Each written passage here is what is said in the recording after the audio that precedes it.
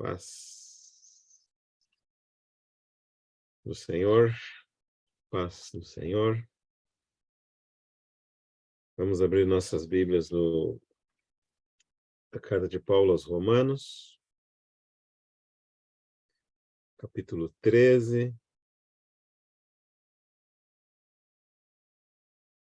versículo 1. Todo homem esteja sujeito às autoridades superiores, porque não há autoridade que não proceda de Deus, e as autoridades que existem foram por ele instituídas. Esse é o versículo com o qual queremos iniciar o nosso compartilhar hoje. E o nosso tema é, dentro da Carta aos Romanos, o cristão e a cidadania. O que a Bíblia tem a dizer nessa parte a respeito do nosso comportamento como cidadãos. Vamos orar antes de prosseguir. Te damos graças, amado Senhor, que nos concedes mais uma oportunidade. Pedimos que o Senhor fale ao nosso coração, dá-nos um coração receptivo, ilumina o nosso entendimento, vivifica a Tua palavra no nosso coração, na nossa vida. É a nossa oração no nome do Senhor Jesus, Pai. Amém. Temos visto que a carta aos Romanos tem uma grande porção, se considerarmos o número de capítulos, 11 capítulos, que são didáticos, têm o propósito de nos ensinar, nos instruir com relação à natureza do Evangelho, que é a maneira divina de trazer justiça para a nossa vida, não uma justiça procedente das nossas ações ou das nossas obras, mas uma justiça que vem pela fé na obra que o Senhor Jesus realizou na cruz do Calvário. Essa justiça é o que abre o caminho para a nossa reconciliação com Deus. Nós somos justificados, significa somos declarados justos, isso nos dá acesso à vida de Deus, nos dá acesso à graça de Deus e abre a porta para a santificação, que é essa ação de Deus na nossa vida, e nós somos gradualmente separados de tudo aquilo que é contrário, oposto ao caráter de Deus, separados do mundo para desfrutar uma união com Deus em Cristo Jesus. E essa compreensão do Evangelho, essa nossa nova posição como justificados diante de Deus, essa nossa caminhada em termos de santificação, tem que produzir algum efeito em termos práticos na nossa vida.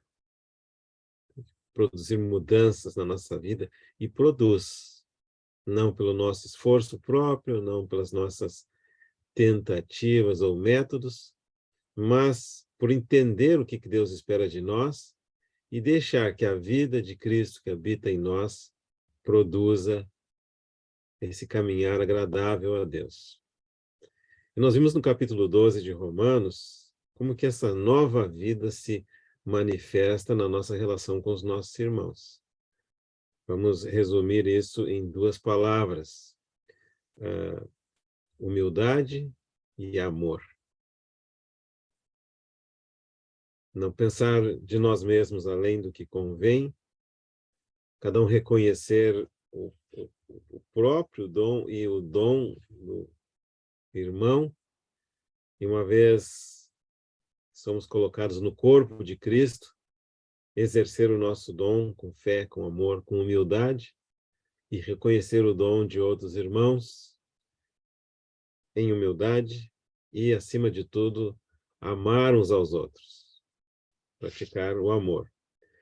Agora, a lição que nós temos hoje, nessa porção que vamos considerar, é uma referência à nossa relação com o Estado, com os cidadãos, como nós devemos nos portar. E a primeira coisa que menciona aqui é todo homem esteja sujeito às autoridades superiores. Se nós pudéssemos ter uma tradução mais próxima do original, nós traduziríamos da seguinte maneira: toda alma esteja sujeita às autoridades superiores. Então, se refere a uma importância de sujeição às autoridades. E como fala aqui no original, né? E alma significa, não é aquela sujeição que vem do espírito, não é aquela sujeição interior, mas aquela sujeição no domínio comum da vida humana, uma vez que as autoridades, elas, como nós leremos a seguir, elas são estabelecidas por Deus para nos ajudar numa esfera que é a chamada vida civil.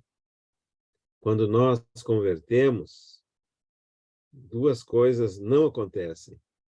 Nós não deixamos de ser humanos, nós ainda precisamos dormir, comer, beber, descansar, às vezes precisamos de remédio, às vezes precisamos de nutricionista, às vezes precisamos de personal trainer, nós continuamos sendo humanos. Nós não deixamos de ser humanos, nós não somos divinos. Nós não podemos contrariar as leis às quais todos os demais seres humanos estão sujeitos. E outra coisa que não acontece, nós não deixamos de viver no mundo. Ainda que não sejamos do mundo, nós vivemos num determinado contexto. Todo cristão, ele vive dentro de uma determinada sociedade. Foi assim também com o nosso Senhor Jesus Cristo. Esses dois aspectos mencionados. Nós temos relatos na Escritura do Senhor cansado. Quando ele se sentou nas proximidades lá do poço de Jacó, teve um encontro com aquela mulher, ele estava cansado. Quando o nosso Senhor Jesus Cristo adormeceu no barco,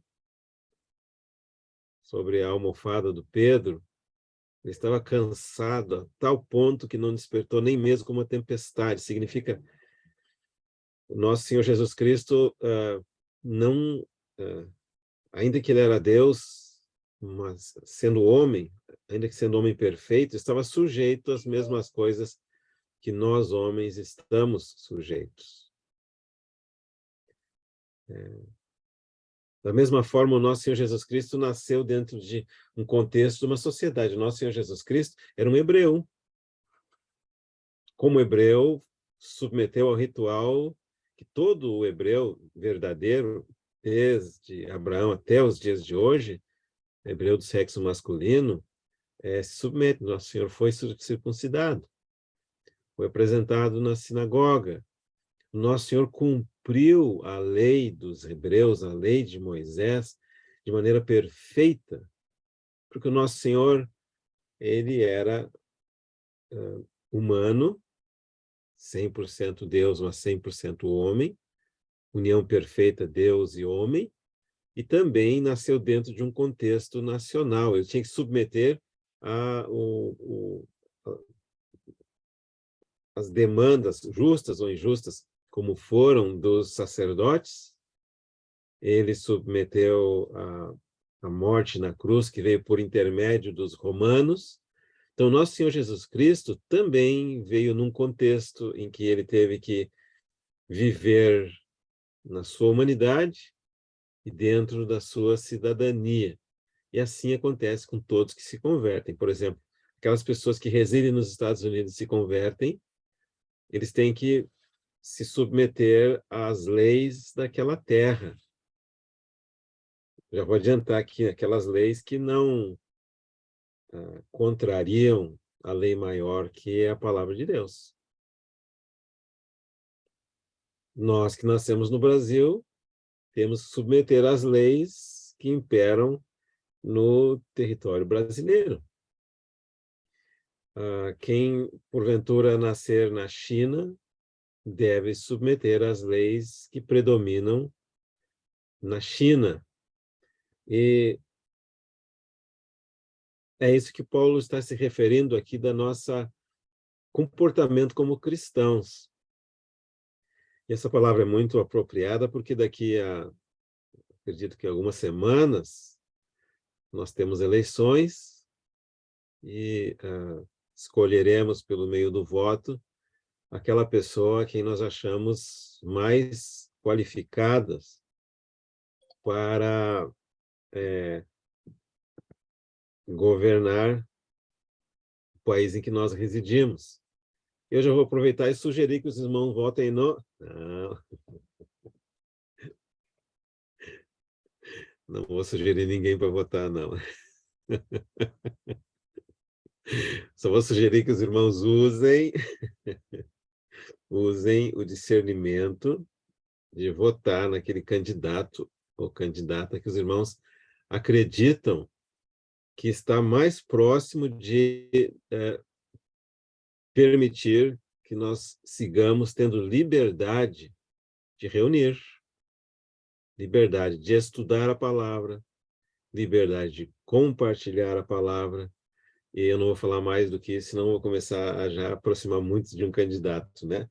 Mas a ideia, então, é ver o que a Bíblia fala sobre a nossa posição em relação à cidadania. E a primeira coisa que diz, então, essa importância e necessidade de sujeição às autoridades superiores. Porque, de acordo com a Escritura, não há autoridade que não proceda de Deus. E as autoridades que existem foram por Deus instruídas. Tem aqui uma coisa interessante que nós, às vezes, não nos damos conta, que nós somos não somente o fruto da nossa fé, nós somos também fruto do contexto familiar em que fomos criados, e muitos de nós, e todos nós também, somos frutos do contexto em que nós fomos educados. E a educação, às vezes, de maneira, às vezes, inconsciente ou involuntária, coloca em nós alguns pensamentos que não são bíblicos. Por exemplo, quanto mais novos, pior me parece a educação, essa é a minha opinião, né? Mas existe uma certa rebeldia que é instilada em nós, uma contrariedade aos governos, um apoio à anarquia ou falta de governo.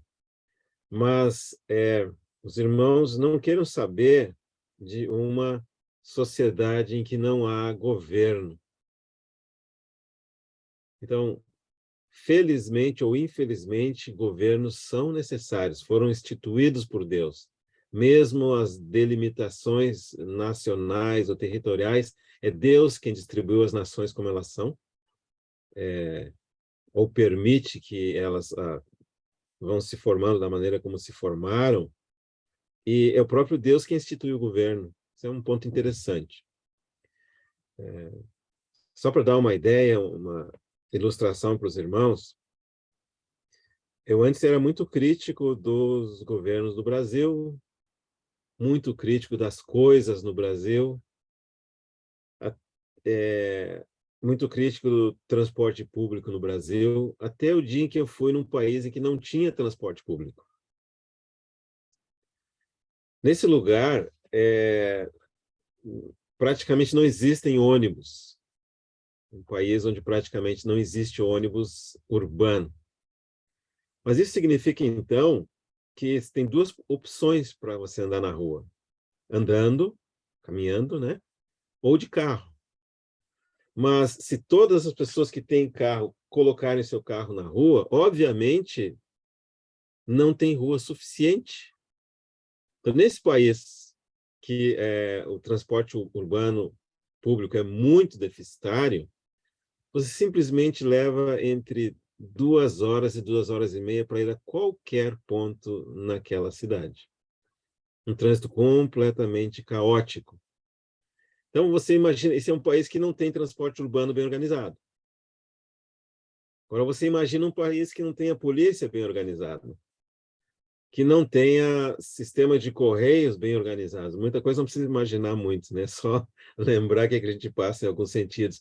Mas coloca esse exemplo para o extremo e você vai ver a importância e a necessidade de governo. Por mais que nós tenhamos sido criados com um pensamento meio anarquista, meio aquele se há governo, sou contra, né? Então, é isso que a palavra está dizendo, é Deus que estabeleceu que deveríamos viver debaixo de governo, inclusive porque o reino de Deus nós vivemos debaixo do governo, que é o governo de Deus. Então, o problema não é o governo, o problema é os governantes serem dominados pelo pecado, ou pelo mestre do pecado, que é o inimigo de Deus, inimigo das nossas almas. Então, por pior que sejam os governos, são necessários. E a nossa função em relação ao governo, então, de acordo com a palavra, é submeter ao governo que está instituído. E crer que é Deus quem instituiu que existisse o governo humano. Já lá desde o Noé foi estabelecido, por exemplo, a pena de morte para quem atentasse contra a santidade da vida. E essa pena de morte tem que ser aplicada pelo governo, lá na época do Noé, na época da Bíblia, na época do Antigo Testamento. Também havia pena de morte entre os israelitas. Existe pena de morte em alguns países, como Estados Unidos, por exemplo, Filipinas, acho que Indonésia também. No nosso país não existe. Mas o que eu quero chamar a atenção é da importância de reconhecer que o governo ele é necessário, ele é divino e tem sido deturpado por causa do pecado dos que assumem o governo. Mas quando nós formos entrar em realidade no reino, o reino é uma forma de governo. Mas graças a Deus o reino é um governo que o nosso rei é justo, o nosso rei é santo. E um dia todos os cidadãos desse reino também serão justos e santos de maneira perfeita. Não somos ainda, mas um dia seremos. Mas o ponto importante é, governo é uma instituição divina, o Estado é uma instituição divina.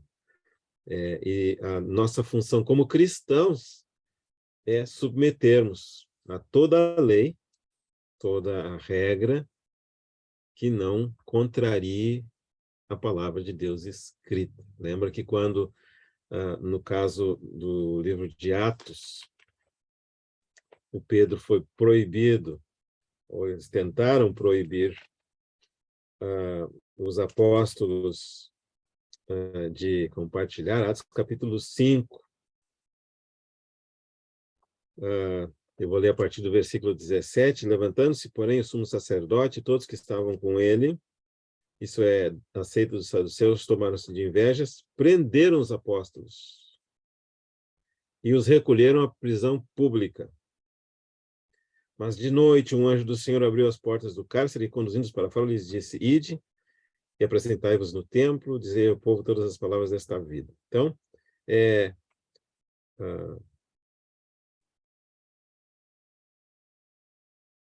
tendo ouvido isso, logo ao romper do dia, entraram no templo e ensinavam.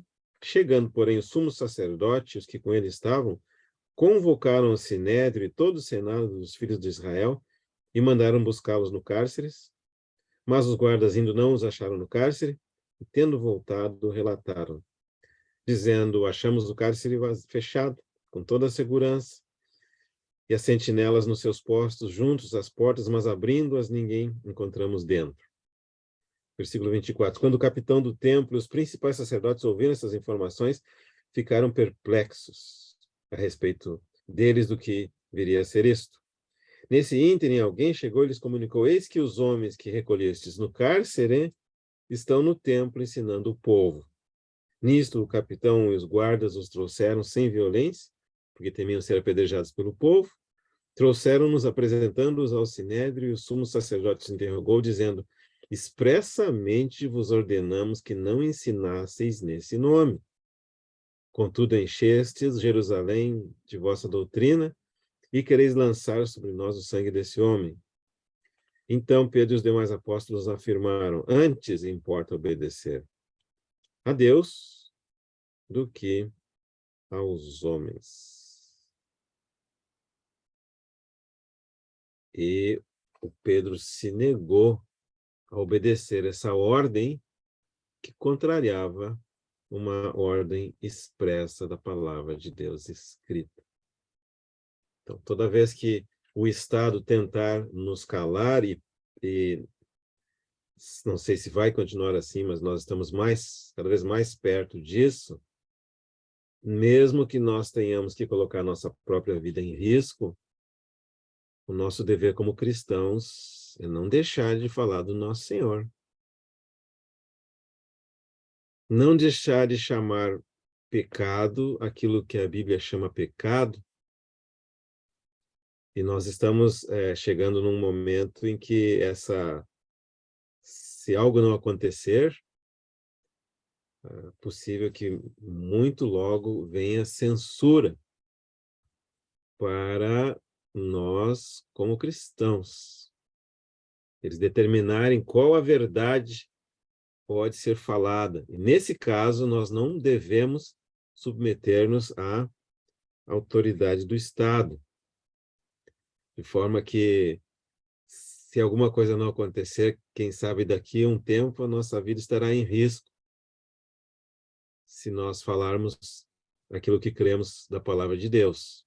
Tem vários comportamentos que a palavra de Deus condena, eles têm nome, e nós não temos receio de dar esses nomes.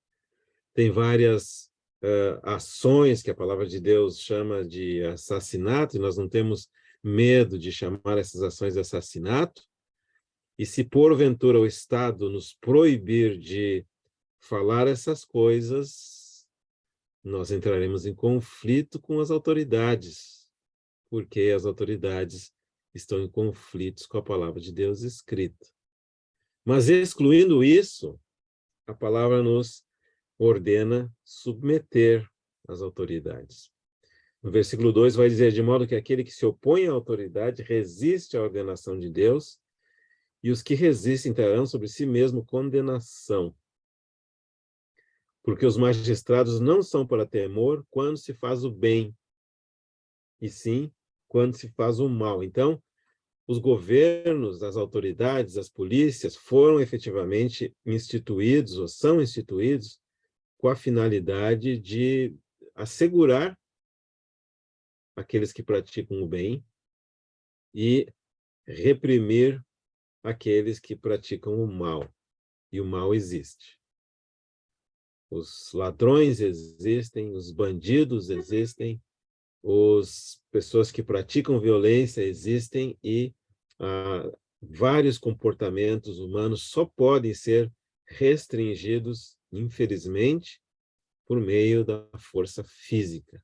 Não existem com determinadas classes de pessoas ou classes de práticas, não existe como exercer um diálogo. Daí a importância da justiça humana, ainda que imperfeita, ainda que, em alguns casos, corrompida.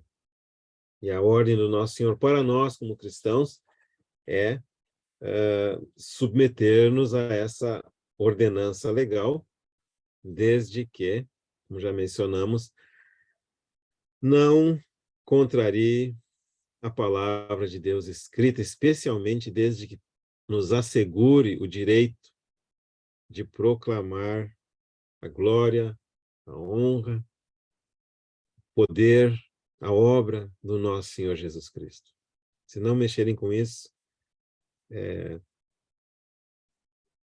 devemos submeter-nos. Queres tu não temer a autoridade? faze o bem e terás louvor dela, visto que a autoridade é ministro de Deus para o teu bem.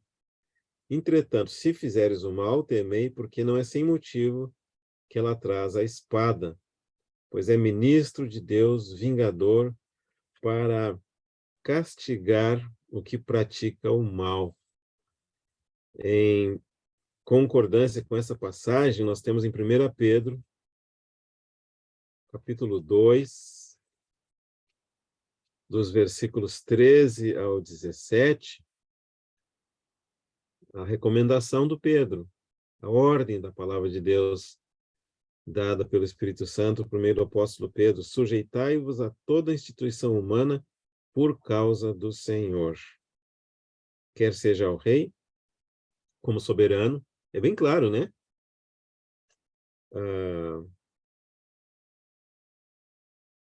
Quer seja as autoridades, como enviadas por ele, tanto para castigo dos malfeitores, como para louvor dos que praticam o bem.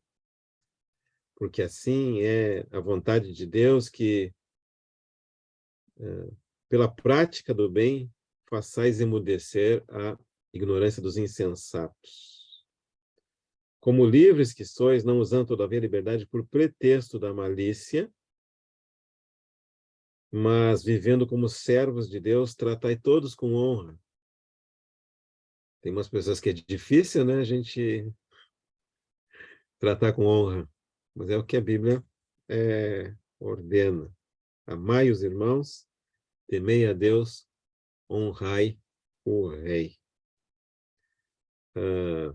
Eu acho que dá para continuar a leitura aqui, porque é o mesmo assunto. Servos, sede submissos, com todo temor ao vosso Senhor, não somente se for bom e cordato, mas também ao perverso. Que palavra, né? Bem difícil isso aqui. Para a vida humana, impossível. Mas para a vida de Cristo que mora em nós, é possível. Porque isto é grato que alguém suporte tristeza, sofrendo injustamente por um motivo de sua consciência para com Deus. Agora ele começa a falar o outro lado. Pois que glória há se pecando e sendo esbofeteados por isso, o suportais com paciência, né? Se alguém está fazendo alguma coisa errada e é punido por isso, não tem glória nenhuma, né?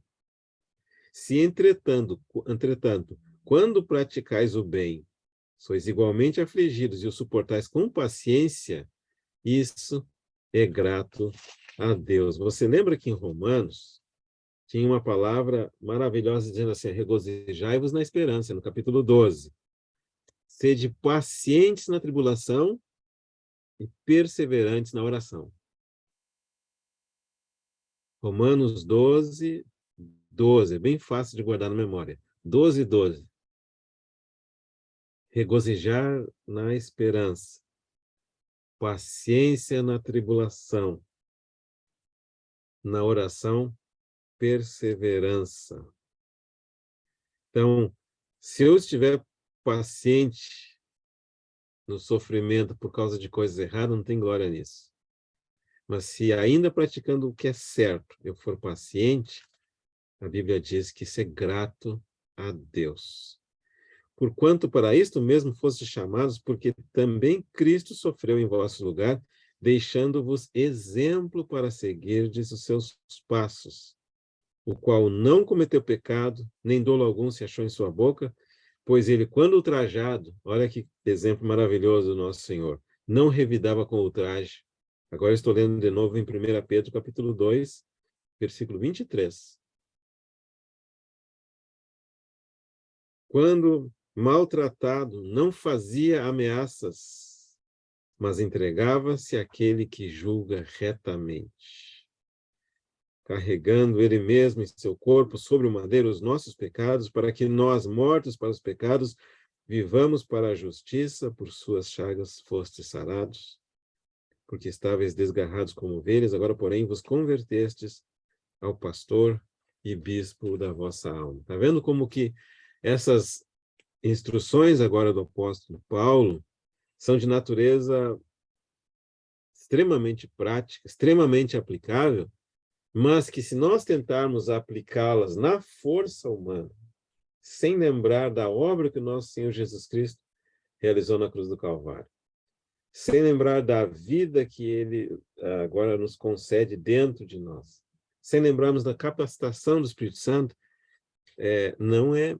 possível viver uma vida cristã sem ter uma vida cristã em nós para viver.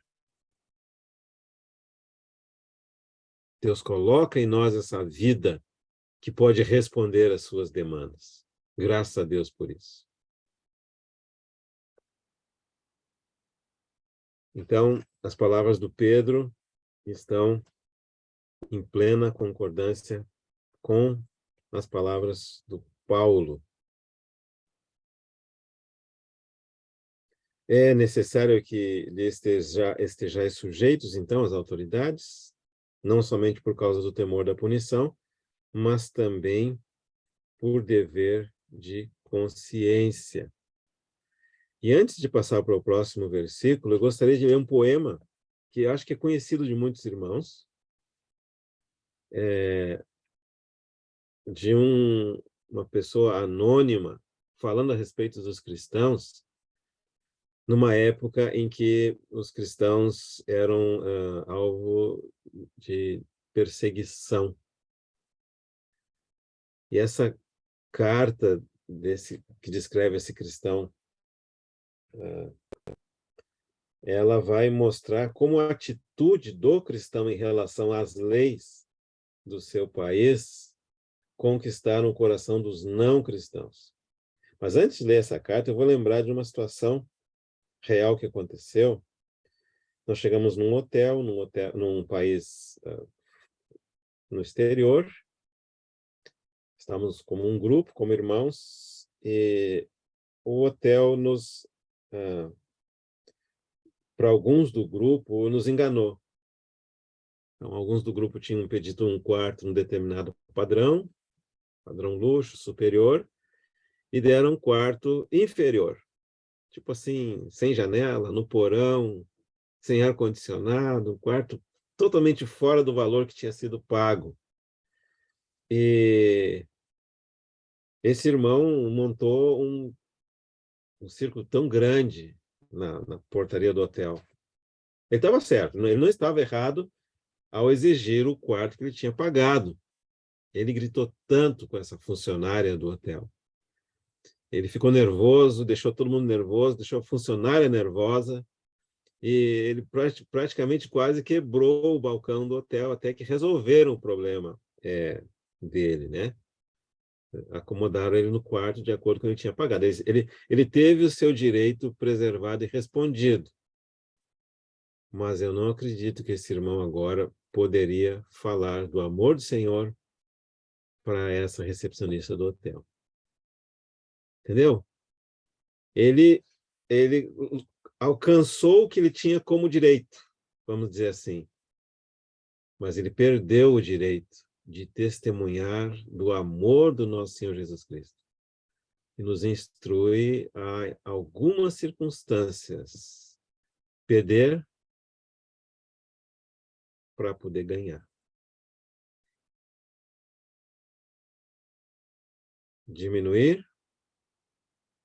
para poder aumentar. Dividir para poder multiplicar. Tomar a cruz para que a beleza do nosso Senhor seja vista em nós. Então, essa talvez sintetiza a ideia dessa importância e necessidade de submissão às autoridades. E não ser anarquista, não dizer se ai governo sou contra, não. Não é bíblico essa postura. Agora então eu vou ler a carta, uma tradução obviamente. Diz assim, ó, os cristãos não se distinguem dos outros homens nem por sua terra, nem por sua língua, nem por seus costumes. Eles não moram em cidades separadas, nem falam línguas estranhas, nem têm qualquer modo especial de viver. Sua doutrina não foi inventada por eles, nem se deve ao talento e à especulação de homens curiosos. Eles não professam, como os outros, nenhum ensinamento humano, pelo contrário, mesmo vivendo em cidades gregas e bárbaras, conforme a sorte de cada um, e adaptando-se aos costumes de cada lugar quanto à roupa, o alimento e a todo o resto, eles testemunham um modo de vida admirável e, sem dúvida, paradoxal. Vivem na sua pátria, mas como se fossem forasteiros. Participam de tudo como cristãos e suportam tudo como estrangeiros. Toda pátria estrangeira é sua pátria e cada pátria é para eles estrangeira. Casam-se como todos e geram filhos, mas não abandonam os recém-nascidos. Compartilham a mesa, mas não o leito. Vivem na carne, mas não vivem segundo a carne. Moram na terra, mas têm a sua cidadania no céu. Obedecem às leis estabelecidas, mas com a sua vida superam todas as leis e amam a todos e são perseguidos por todos. São desconhecidos e ainda assim condenados.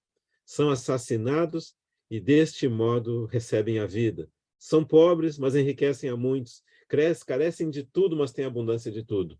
São desprezados e no desprezo recebem a glória. São amaldiçoados, mas depois proclamados justos. São injuriados e, no entanto, bendizem. São maltratados e, apesar disso, prestam tributo. Fazem o bem e são punidos como malfeitores. São condenados, mas se alegram como se recebessem a vida. Os judeus os combatem como estrangeiros. Os gregos os perseguem e quem os odeia não sabe dizer o motivo desse ódio. Assim como a alma está no corpo, assim os cristãos estão no mundo.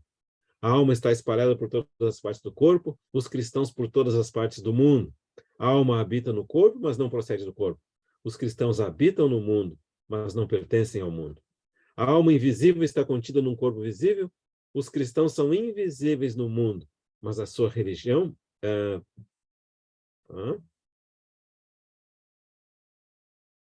Perdão. Os cristãos são visíveis no mundo, mas a sua religião é invisível. A carne odeia e combate a alma, mesmo não tendo recebido dela nenhuma ofensa, porque a alma a impede de gozar dos prazeres mundanos. Embora não tenha recebido injustiça por parte dos cristãos, o mundo os odeia, porque ele se opõe a seus prazeres desordenados. A alma ama a carne e os membros que a odeiam. Os cristãos também amam aqueles que os odeiam. A alma está contida no corpo, mas é ela que sustenta o corpo. Os cristãos estão no mundo como numa prisão, mas são eles que sustentam o mundo. A alma imortal habita em uma tenda mortal.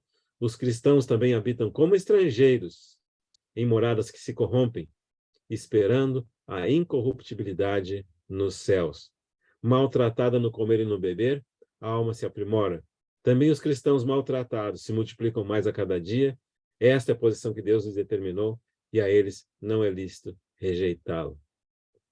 Se eu não me equivoco, esse poema foi escrito anônimo por um oficial romano ao seu superior, explicando o motivo pelo qual ele acreditava que as perseguições do Império Romano aos cristãos deveria parar, porque a cada um que eles matavam como mártir, outros dois se convertiam. Eles disseram, se nós não pararmos a perseguição contra os cristãos, logo, logo, o Império Romano não mais existirá. E, de fato, a história nos conta que um dia o Império sucumbiu aos pés do crucificado, por causa da atitude dos cristãos nas diferentes partes do Império. Então, eu acho que esse poema ele ilustra bem o espírito desses primeiros 5 versículos de Romanos capítulo 13. A importância dessa postura em relação às autoridades. Como brasileiro, tem que admitir para os irmãos, não é uma coisa fácil. Mas é o que a palavra nos ensina. O próximo ponto é no versículo 6, em que o Paulo vai falar, Romanos 13, 6, que por esse motivo, né, ele falou da consciência, também pagais tributos. E aqui vai uma confissão. Eu odeio pagar imposto. E eu desconheço alguém que goste de pagar imposto.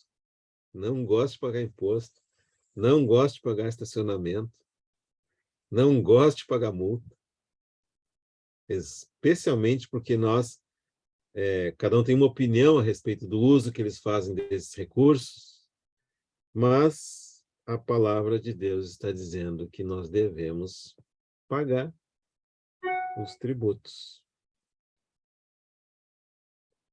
E fala, porque são ministros de Deus, atendendo constantemente a este serviço. De novo, eu posso usar um exemplo que talvez seja de ajuda para os irmãos.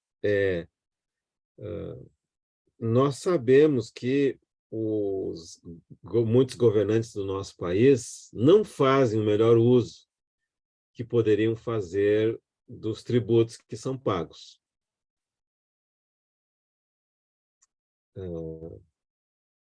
Por outro lado, eu tenho que admitir para os irmãos, tem governos que fazem um uso muito pior.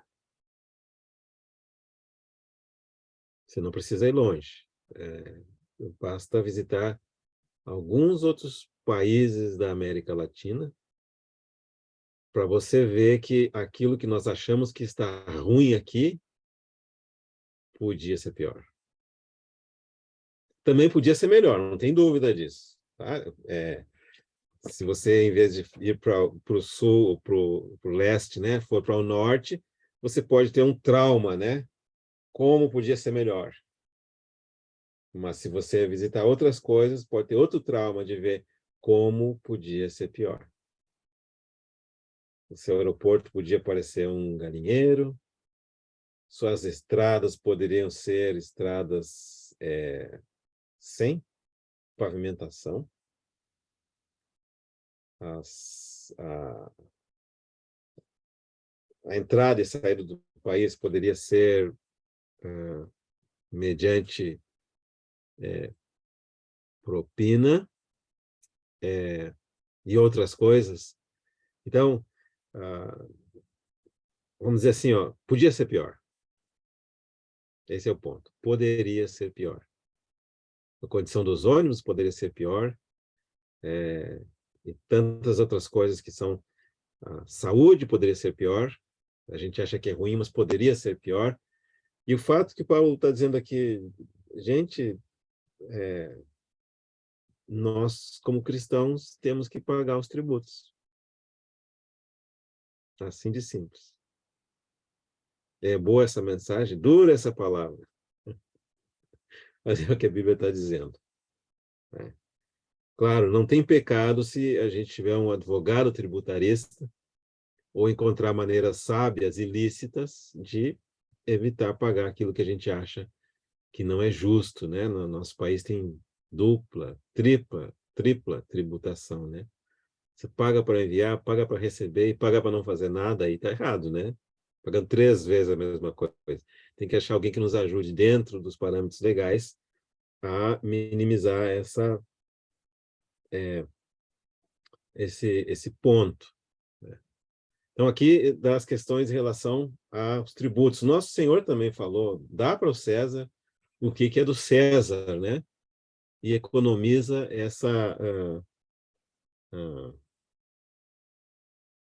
esse conflito interno aí, né? A palavra ordena pagar os tributos, então paga o tributo. Aqueles de nós que somos assalariados sabe que o nosso salário chega no nosso bolso, eu acho que 30% quase, né? Dá uma sentimento. Mas o que fazer se a nossa lei é assim, por enquanto? Né?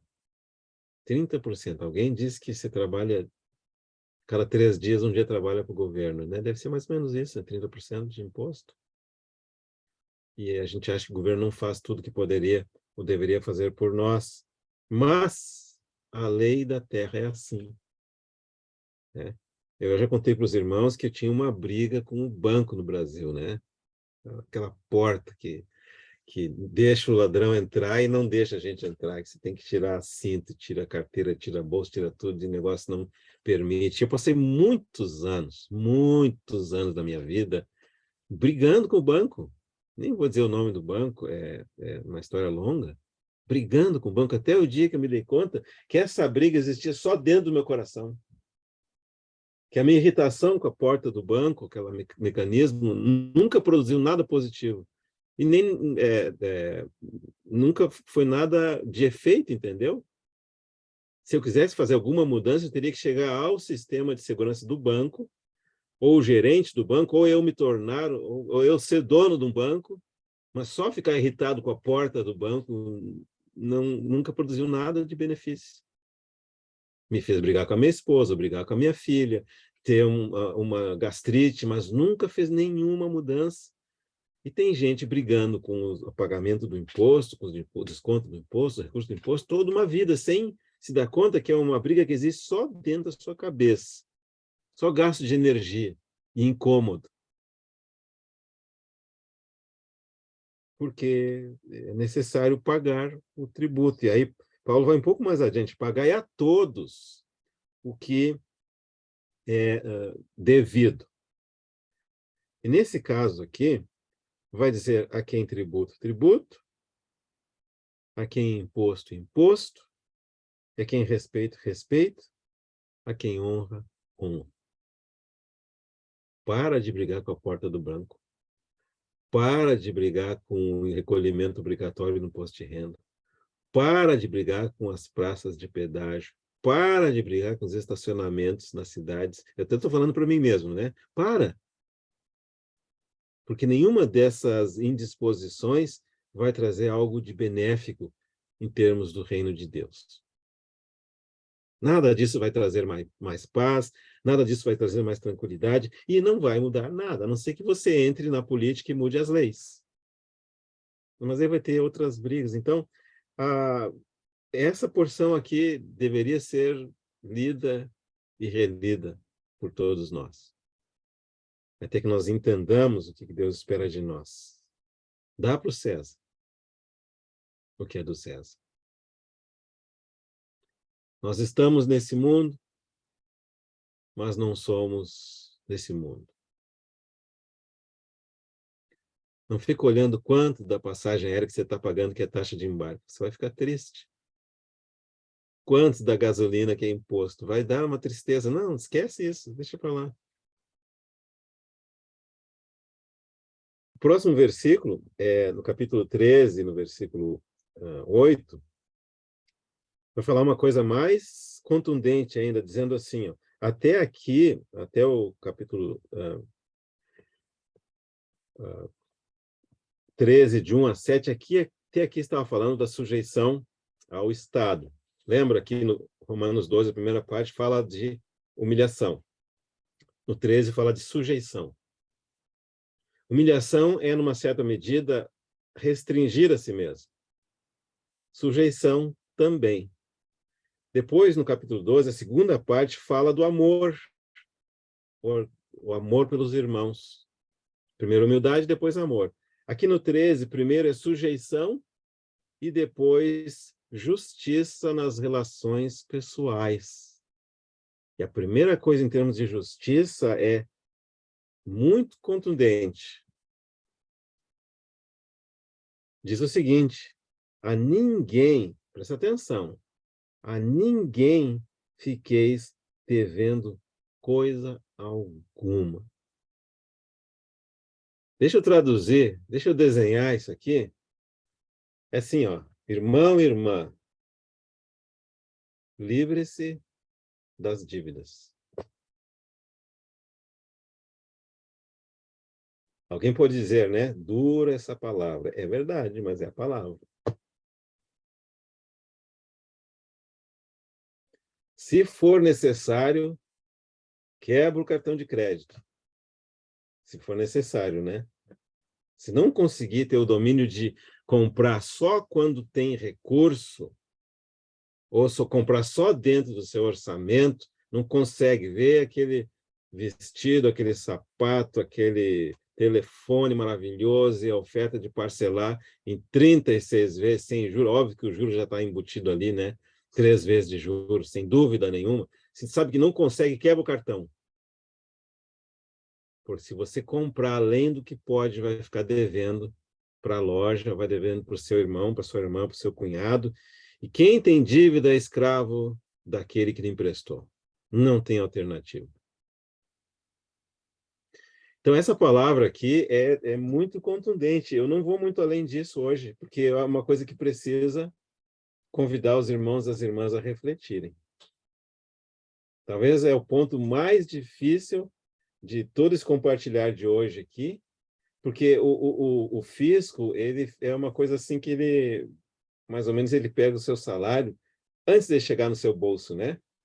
Esse recolhimento na fonte. Você não tem alternativa. Se você tem uma empresa que tem que dar nota fiscal, ela já morde seu dinheiro ali, você não tem alternativa.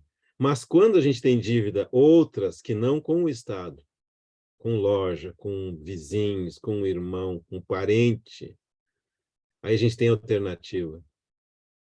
E aí é possível que a gente esteja devendo alguma coisa para alguém. E quem deve é servo daquele que o emprestou ou concedeu o recurso, ou que está usando. E a palavra de Deus é muito clara aqui. A ninguém fiqueis devendo coisa alguma.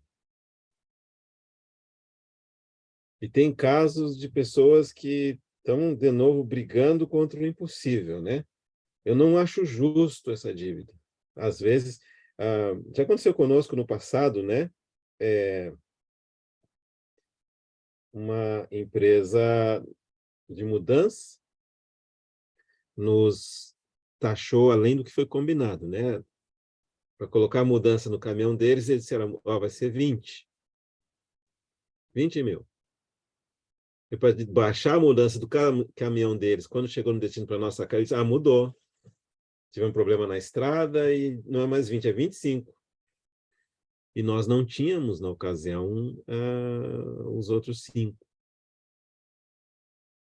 E tivemos que obter de outra maneira. Não estava no nosso orçamento, não fazia parte do nosso plano. E aqueles 5 extras, do nosso ponto de vista, foi uma injustiça. Mas nós tínhamos uma opção. Pagava os 5 extras de alguma forma e teríamos as nossas mobílias dentro de casa, ou não pagávamos 5 extras e a mobília fica no depósito deles, cobrando diária do depósito. Depois de 1 mês, a nossa dívida está maior ainda. Depois de 3 meses, eu não teria mais nada dentro da nossa casa, né? Então, foi injusto isso. Mas nós não tivemos alternativa. Tem pessoas que acham que um determinado pagamento é injusto e simplesmente não paga.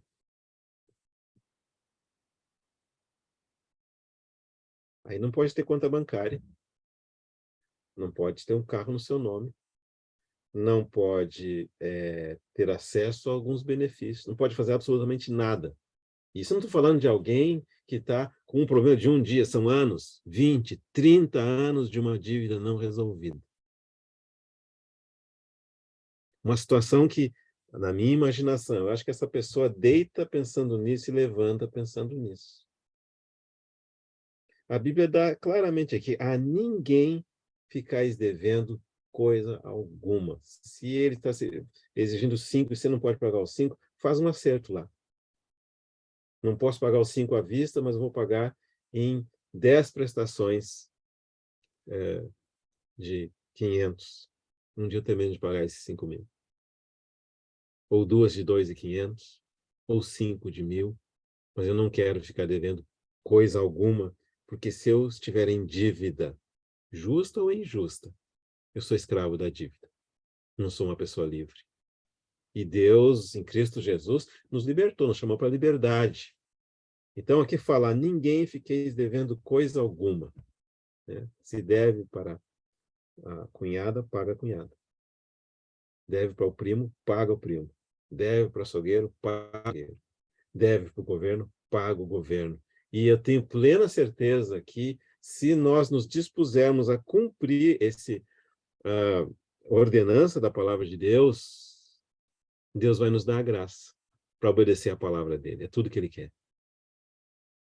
Então, você imagina essas dívidas bancárias, né? Às vezes, é claro, eles fazem uma coisa, você deve 100, você não paga um mês e multiplicou para 1.000. Não paga 2 meses, passou a 2.000. E quando chega a 5 meses, a dívida está impagável. Mas eu desconheço um banco ou uma instituição que você diz assim, olha, eu não posso pagar tudo isso que você está me cobrando. Não consigo. Mas o que eu posso fazer, vamos fazer um negócio, você quer me cobrar 10, eu pago 5. Em tais e tais e tais condições. Eu duvido que aquele que considera você devedor não esteja disposto a entrar num acordo. Especialmente porque ele sabe que essa dívida que ele está dizendo que é de 1.000, na verdade é só 100. Então, se for ficar 110, 120, ele vai ficar feliz. E o Senhor vai ficar muito mais feliz com isso. Eu acredito que esse é um bom ponto para nós pararmos no compartilhar de hoje. Porque devemos fazer uma reflexão e pedir ao Senhor para organizar o nosso caminho, a nossa vida, também nessa área das finanças, nessa área de dívida. Não ficar devendo nem imposto, nem IPTU, nem imposto de renda, nem imposto da empresa, nem empréstimo com o primo, com o irmão, com a tia, com o filho. Organizar essa parte da vida, e a palavra de Deus diz que isso vai produzir paz no nosso coração, um testemunho. E aí nós vemos o valor dessa porção da Escritura que nós estamos estudando. Você vê que sai completamente da esfera, vamos dizer assim, ó, eu não vou dizer que sai da esfera doutrinária, né, mas sai da esfera de uma teoria, de um cristianismo que fala e não apresenta ação na nossa vida. Se o nosso cristianismo é verdadeiro, eu sei que é, nós não queremos ter dívida com ninguém. A única que Paulo menciona aqui, exceto o amor com que vos ameis uns aos outros. Que o Senhor nos conceda a graça. Que o Senhor, Ele mesmo, por meio da sua palavra, vai nos convencendo, vai nos conquistando gradualmente esse processo de separação, que nos separa de estar envolvido com o mundo e as suas coisas enredadas, vai acontecendo. E nós podemos andar em paz, em liberdade, na presença do nosso Deus, na luz da vida. Vamos concluir com uma palavra de oração. Graças te damos, Senhor, porque a tua palavra fala que toda a Escritura é útil. Toda essa palavra tua que nos é dada, ela é inspirada por Deus. Ela é útil para o ensino. É útil para a repreensão. É útil para a correção e para a educação na justiça. Senhor, nós não queremos ser apenas justificados pela fé. Nós queremos ser pessoas justas, que praticam a justiça, que estão limpas perante Deus e perante os homens. Nós oramos que o Senhor faça em nós aquilo que para nós é impossível. Nós oramos desde já agradecidos, no nome do Senhor Jesus. Amém.